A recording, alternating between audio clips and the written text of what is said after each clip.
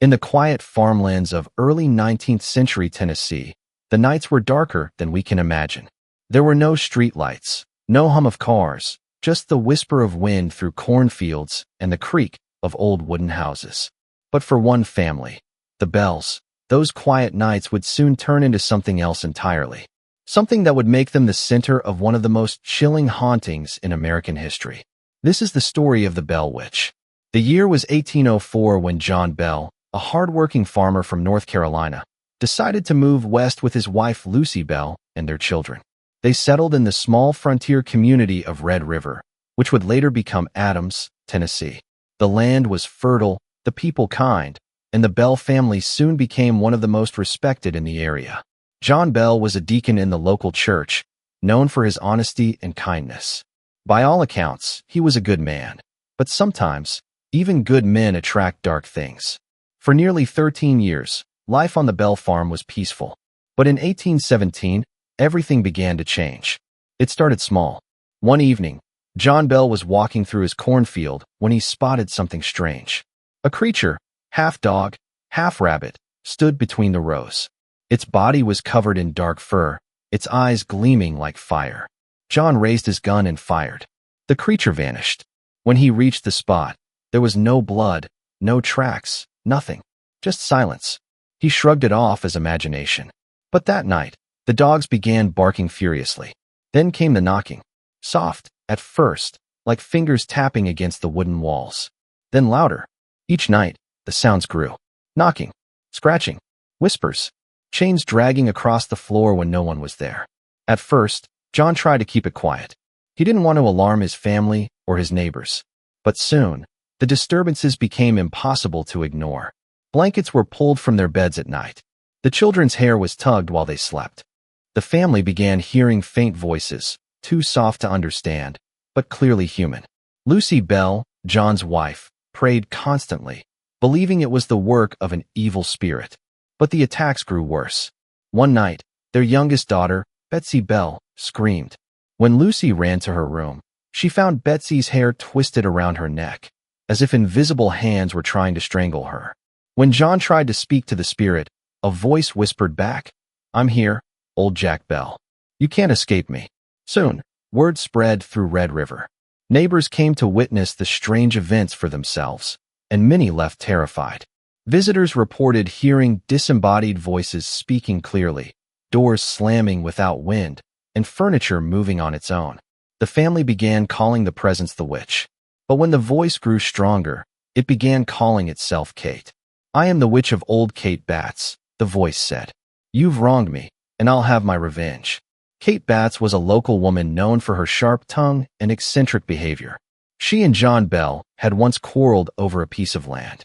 She was still alive at the time of the haunting, but the spirit claimed to be her revenant, her spirit seeking vengeance from beyond. Unlike most ghost stories, this spirit could talk, clearly, intelligently, and often mockingly. It sang hymns, quoted scripture, and argued about religion with visitors. Sometimes it would even imitate voices perfectly, repeating entire conversations it had supposedly overheard. The witch claimed many things. Sometimes she said she was a spirit from the past, other times a ghost wandering the earth, and once even a being older than humanity itself. No one could tell what she truly was. But everyone agreed on one thing. The Bell Witch knew things she shouldn't know. By 1818, the Bell Witch haunting was famous across the region. People traveled from miles away just to hear the witch speak or witness her antics. Ministers, doctors, skeptics, all came, and few left unchanged. The witch would greet them with laughter or insults, depending on her mood. She could answer questions about distant events, describe what someone was doing miles away, and even predict the weather. Some believed she was a demon. Others said she was the ghost of someone wronged by the Bells. And still others whispered that perhaps the witch was summoned, intentionally or not, by someone in the family. For all her cruelty toward John and Betsy, the witch showed strange affection for Lucy Bell. When Lucy fell ill, the spirit brought her food and comforted her, saying, "Lucy is the finest woman to walk this earth." It was as though the entity had its own twisted sense of justice, protecting one, tormenting another. By the end of 1818, the Bell family was living in constant fear. The witch's voice filled their home. Visitors came and went, but no one could help. John Bell's health began to fade. Betsy was traumatized. The haunting wasn't just a series of pranks or ghostly noises. It was something deeper, darker, and more intelligent. And this was only the beginning. By 1819, the whispers inside the Bell home had become a storm. What began as soft knocks and quiet laughter now echoed like a living presence. A presence that could speak, mock, threaten, and even bless. The Bell Witch was no longer just haunting a family. She was becoming a spectacle. News of the Bell haunting spread across Tennessee, reaching as far as Nashville. People from every walk of life came to see it for themselves, and almost everyone who entered the Bell home left believing something truly supernatural was happening. The entity's voice grew stronger each passing day. Witnesses described it as a woman's voice, clear, sharp, sometimes mocking, sometimes sorrowful. She would sing hymns with perfect pitch, quote verses from the Bible, and even preach against immorality. Yet, she used the same mouth to curse, insult, and terrify. Her favorite target remained John Bell. She called him Old Jack, and her threats grew more vicious. "I'll kill you, Old Jack Bell. You can't escape my hand." At times, she would vanish for days, only to return laughing, saying she had been visiting friends or spreading the word of my power. The haunting turned the Bell home into a strange attraction. Men from miles away, skeptics, ministers, soldiers, came to test the witch. They would ask her questions only they could know, and the witch would answer them perfectly. When someone tried to trap her or mock her, she would strike back, knocking hats from heads, pulling hair, or shouting their secrets aloud. Some nights, she would hold conversations with entire groups of people, responding instantly, like a living mind invisible to all. Among those who came to see the witch was a man who would later become the President of the United States, General Andrew Jackson. He had heard the rumors and wanted to see if there was truth to them. Jackson arrived with his men near the Bell farm. But as their wagon approached, the wheels suddenly locked, stuck fast in the dirt. The horses refused to move. Jackson, frustrated, shouted, "By the eternal, boys! It must be the witch." A female voice answered from nowhere, "Yes, General, it is. You may proceed now." Instantly, the wheels loosened, and the horses began to move again. That night, Jackson and his men stayed at the Bell home, but none slept. They heard whispers, laughter, and the sounds of invisible slaps. One soldier, boasting that he could defeat the witch, screamed as something invisible struck him. By morning, Jackson ordered his men to leave, saying, "I'd rather fight the British again than spend another night with the Bell Witch." The entity knew things she should not know. When visitors arrived, she would reveal their private thoughts or repeat conversations they had miles away. Once, she correctly recited a sermon given the same day in a church 10 miles away.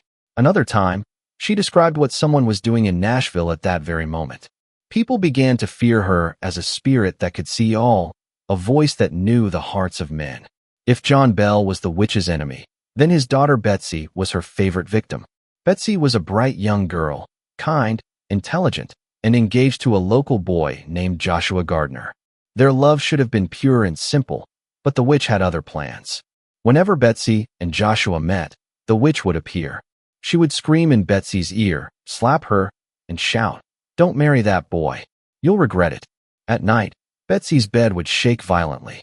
She would wake up with red marks on her face, as though she had been slapped by invisible hands.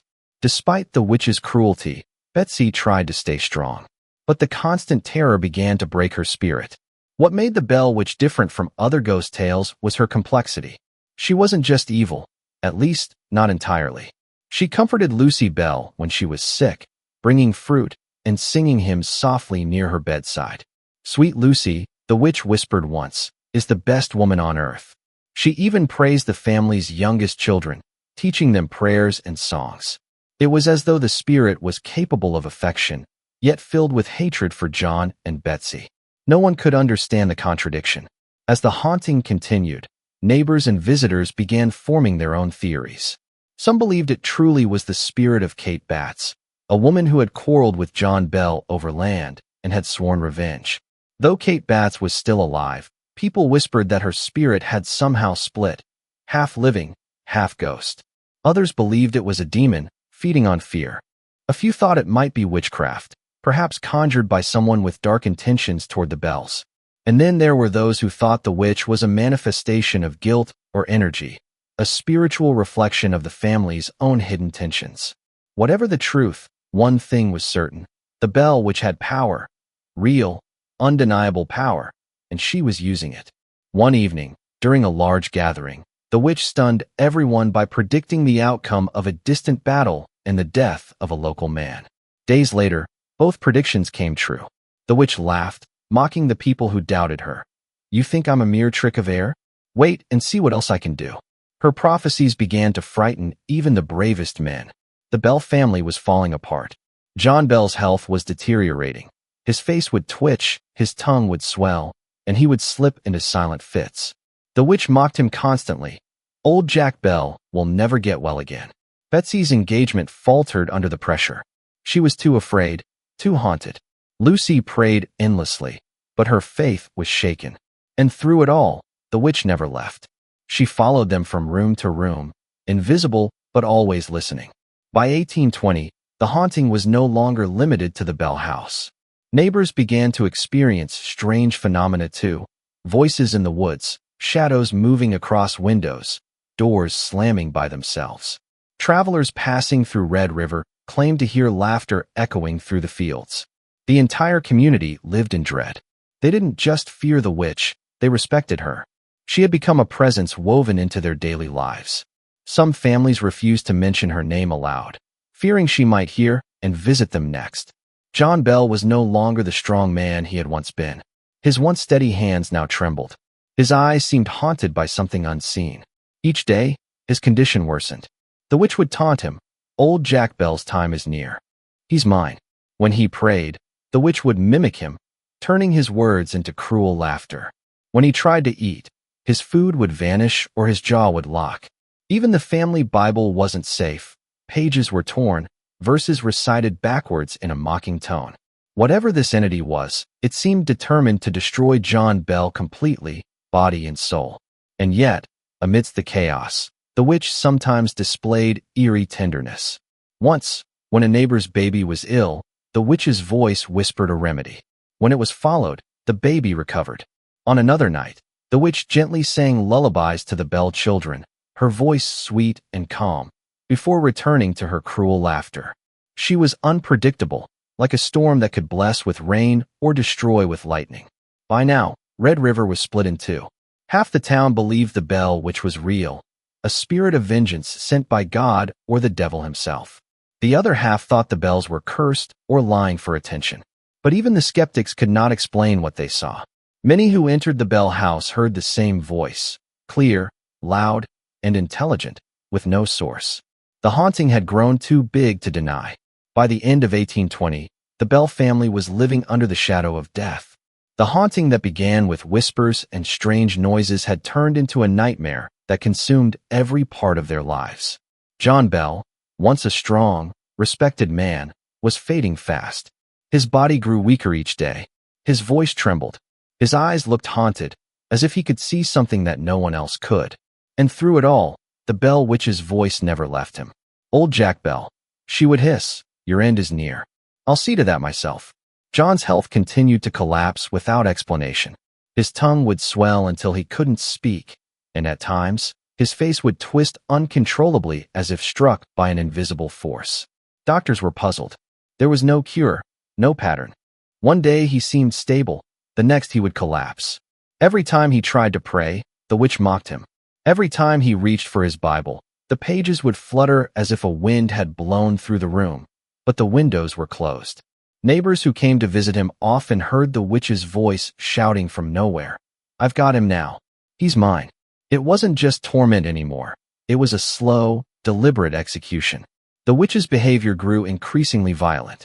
Objects would fly across rooms. Doors slammed on their own. Betsy's hair was yanked so hard that it left bruises on her scalp. But her real focus was John. She whispered to him at night, calling his name, laughing in his ear. Some nights he would wake up choking, gasping for air. Lucy Bell, desperate and heartbroken, stayed by his side constantly, reading the Bible aloud to drown out the witch's voice. But even then, the witch would mock her readings, repeating verses backwards, laughing cruelly after each line. "Pray all you like, Lucy," she would sneer. "It won't save him now." On the morning of December 20th, 1820, John Bell was found unresponsive. He lay in bed, his breathing shallow, his skin cold. Lucy searched for his medicine, but the bottle he had been using was missing. In its place, she found a strange small vial, one no one in the family had ever seen before. Inside was a dark, foul-smelling liquid. The witch's voice filled the room. "It's useless to look. I gave old Jack Bell a big dose of that last night, which fixed him." Lucy cried out, horrified. One of John's sons, John Jr., tested the mysterious liquid by giving a drop to the family cat. The animal convulsed violently and died instantly. Everyone in the room froze. "That's what killed him," Lucy screamed. The witch cackled. "I told you I'd get him. Old Jack is gone." Later that day, John Bell was pronounced dead. He had endured years of torment, and now the witch's promise had been fulfilled. At his funeral, hundreds gathered to pay their respects. Neighbors wept. Ministers prayed. But even during the service, the witch refused to stay silent. Her voice echoed from the woods, loud and clear. "He's gone. Old Jack Bell is dead. I fixed him." Then she sang a mocking song, laughing between verses. People trembled. Some ran. Others prayed aloud. The bell witch had claimed her victim, and she wanted everyone to know it. After her father's death, Betsy Bell was never the same. The spirit continued to torment her, reminding her of every moment she'd lost. The witch mocked her dreams of happiness with Joshua Gardner, her fiancé. Whenever the couple met, the witch would scream in Betsy's ear, pull her hair, and whisper, "You'll never marry him. You'll regret it if you do." Eventually, Betsy broke off the engagement. She loved Joshua deeply, but the haunting had made her too afraid to continue. When she ended it, the witch's laughter echoed through the house. "Wise girl," she said, "that one was never meant for you." No one understood what the witch meant, only that Betsy's heart was shattered. Lucy Bell's strength was the only thing keeping the family together. She prayed constantly, cared for her children, and tried to forgive whatever this entity was. The witch, strangely, showed Lucy a kind of respect. She called her Sweet Lucy and even brought her fruit and water when she was ill. "Lucy is the best woman that ever lived," the witch once said. "I would never harm her." It was the most disturbing part of all, the witch's ability to show kindness amid so much cruelty. In the days following John Bell's death, the haunting seemed to calm. The voice grew softer, the noises less frequent. For a time, it seemed the nightmare might be over. But the peace didn't last. The witch began speaking again, not with rage this time, but with eerie calm. She told the family she would soon leave, but not forever. "I will be gone for 7 years," she said. "Then I'll return." With that, the bell witch slowly faded from their lives. For the first time in years, the house was silent. Betsy could sleep again. Lucy could pray in peace. The neighbors stopped hearing strange voices in the wind. The Bell family began to rebuild their lives. But deep down, they knew she would come back. True to her word, 7 years later in 1828, the Bell witch returned. But this time, she came not to torment the family, but to speak to John Bell Jr., one of John's sons. She talked with him for several weeks about the past, the present, and even the future. She predicted wars, inventions, and great changes to come. Some of her predictions, according to family records, came true decades later. When she finally said goodbye, she promised to return again, in 107 years. That would have been the year 1935. Some locals claimed strange events did occur near the old Bell property that year. Whispers in the cave, flickering lights, and voices in the dark, but no full reappearance was ever confirmed. Today, the only physical reminder of the Bell Witch legend is the Bell Witch Cave, located near the original Bell Farm in Adams, Tennessee. The cave is said to have been one of the witch's favorite places. Visitors report hearing footsteps, voices, and strange lights deep within. Some even claim that when they mock the witch or challenge her, things happen. Lights go out, equipment fails, or unseen hands push them gently from behind. Tour guides still warn visitors not to disrespect the spirit. Even now, 2 centuries later, the witch's legend commands fear. John Bell's death was officially recorded as natural, but among locals, it became known as the only case in American history where a spirit was blamed for murder. The Bell Witch's story spread far beyond Tennessee, becoming part of American folklore. It was passed down through generations, retold in books, plays, and eventually films. In 1894, a local newspaper editor named Martin Ingram published a book titled An Authenticated History of the Bell Witch. His work reignited public fascination and solidified the story in legend. In 2005, the Hollywood film An American Haunting brought the tale to a new generation, retelling it as a mix of historical record and psychological horror. Over the years, people have tried to explain the Bell Witch haunting in countless ways. Some believe it was a poltergeist, an energy created by human emotion, possibly Betsy's fear or grief manifesting as physical phenomena. Others say it was a curse, perhaps tied to that old land dispute with Kate Batts. Psychologists argue it may have been mass hysteria, a community-wide panic that grew with each retelling. Skeptics believe it was all a hoax, exaggerated by imagination and fear. But believers insist there was something real, something intelligent and powerful, in that farmhouse, and they point to the same unanswered question. How could so many witnesses, from neighbors to soldiers to a future president, all experience the same thing? John Bell's death was not the end of the Bell Witch story, it was her triumph. She promised vengeance, and she carried it out. But even in her cruelty, she left behind a mystery that continues to haunt the living. Was she truly Kate Batts' spirit? A demon? Or something ancient that simply used the Bell family to reveal itself? 2 centuries later, no one knows.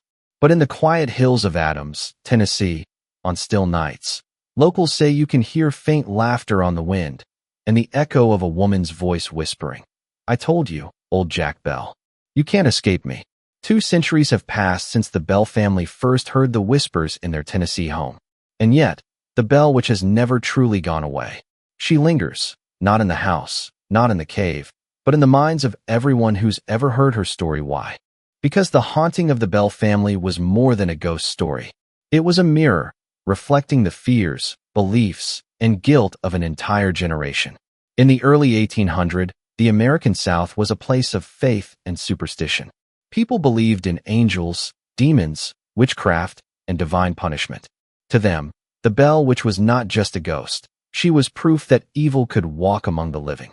The story spread from Tennessee to the rest of the United States. Preachers used it as a warning about sin and deception. Writers turned it into ballads and stories told by firelight. Even soldiers during the Civil War spoke of the Witch of the Red River, a dark omen said to appear before tragedy. By the late 19th century, the legend had grown beyond anything the Bell family could have imagined. Historians have studied the Bell Witch for decades, trying to separate truth from legend. Some say John Bell's illness, the fits, the paralysis, the swelling, may have been caused by a medical condition like neurological disease or poisoning, not witchcraft. But that doesn't explain the voice, the intelligent, articulate spirit that spoke to dozens of witnesses. Others believe psychological stress played a role. Frontier life was hard. Families faced disease, isolation, and superstition daily. The mind, under pressure, can create what it fears most. Could the Bell Witch have been a shared hallucination, a collective haunting born from belief? And yet, the records remain. Witnesses describe details too precise to dismiss entirely. Bible verses recited perfectly from miles away. Conversations repeated word for word. Predictions that later came true. One of the most debated theories centers around Richard Powell, Betsy's former teacher and eventual husband. Powell was educated, mysterious, and fascinated by the supernatural. Some accounts suggest he studied alchemy, mesmerism, and early hypnotism, rare knowledge for that time. Skeptics believe Powell could have orchestrated parts of the haunting to influence Betsy, perhaps even to drive away her suitor, Joshua Gardner. He later married Betsy. After all, if true, this theory would mean the Bell Witch wasn't a ghost at all, but the result of human manipulation and obsession. But then again, Powell's life after marriage showed no signs of guilt or madness. He lived peacefully until his death. If he was the witch, he took the secret with him to the grave. Over the years, the Bell Witch legend has refused to fade. Books, films, and documentaries have tried to capture her voice, each one adding new layers to the myth. From An American Haunting to the Bell Witch haunting, storytellers still try to explain what the bells could not. Even modern ghost hunters visit the Bell Witch Cave, armed with recorders and infrared cameras. Some claim to capture whispers, footsteps, or a woman's laughter echoing through the limestone tunnels. Others leave convinced that something ancient still watches from the shadows. But maybe the truth isn't in what they find. Maybe it's in why they're still searching. The Bell Witch story is not just about a haunting. It's about human nature. It's about fear, how it can consume families and communities. It's about guilt, how wrongdoing, even imagined, can take on a life of its own. And it's about belief, the powerful, unshakable conviction that there is more to this world than what we see.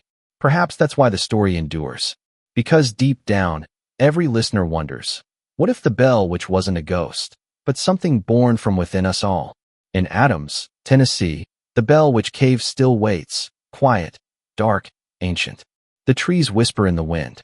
The Red River flows just as it did in John Bell's day. Visitors say that if you stand near the cave entrance at dusk, when the sun dips behind the hills, you might hear a faint, mocking laugh on the wind. Maybe it's just the breeze. Or maybe she's still here, watching, listening, waiting for the next soul who dares to believe. I am the spirit of a person wronged, she once said, and I will never rest. The Bell Witch remains one of the most chilling and unsolved legends in American history, a haunting that blurs the line between fact and folklore, faith and fear. Maybe the Bell Witch was real. Maybe she was vengeance, or madness, or memory. But one thing is certain, stories like hers never die. They just wait for someone new to listen. Thank you very much. Like, share, subscribe, and don't forget to share your valuable comments.